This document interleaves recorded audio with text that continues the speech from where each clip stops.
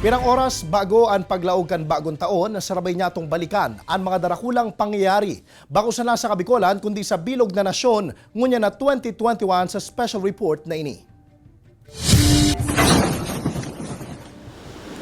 Kasabay kan pagsabat kan bagong taon, iyo ang pagbalik tanaw sa mga pangyayari sa satuyang nasyon lalo na sa Kabikolan na nagtaong kolor sa satuyang 2021. Dai naging madali ang taon na ini para sa kadaklan, lalo pa tapadagos ng pigahampang ang pandemyang 2 taon nang nagpapasakit sa satuya. Alagad Marso kan presenteng taon natawan ning paglauman bilog na nasyon kabali na ang Kabikolan sa pag-abot ng mga bakuna kontra COVID-19. Dai mandagos na mawawaraan na sabing helang gamit ang mga bakuna, alagad sa paagi kaini, liwat natawan ning paglaom ang mga namamanwaan na dawa papano, posibleng maibalik na sa normal ang pagbuhay kang kadaklan. Dai gabos kumbinsido sa nasabing bakuna, alagad padagos ang mga eksperto sa paghatod kang mga ini sa mga komunidad sa obhetong marealisar ang herd immunity na makakatabang sa pagbabakan COVID-19 cases sa bilog na nasyon. Sa balyo kan pagkakaigwanan ning bakuna, liwat na patos ning pagkahandal ang bilog na nasyon asin magi ng Kabikolan matapos magluwas ang nagkapirang variants kan COVID-19. Pira sa mga ini ang Delta variant na mas madaling maglakop kumpara sa ibang variants kan nasabing helang, asin ang Omicron variant na hastangon yan may huma sa bilog na nasyon.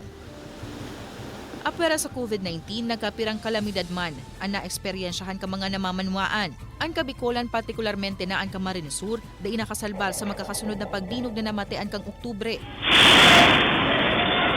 Maswerteng daigayong nagwalat ng danyos ang nasabing dinog asin nagtinir na pusog ang lambang Bicolano.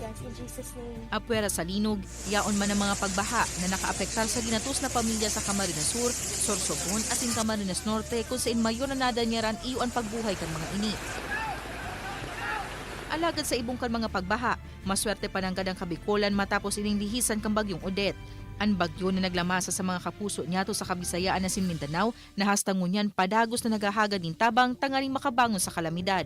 Ang bagyong Odette nagwalat nin dakulang danyos kung sa indakul na individual ang binawian nin buhay na waraanin harong na masisirungan asinin hanap buhay.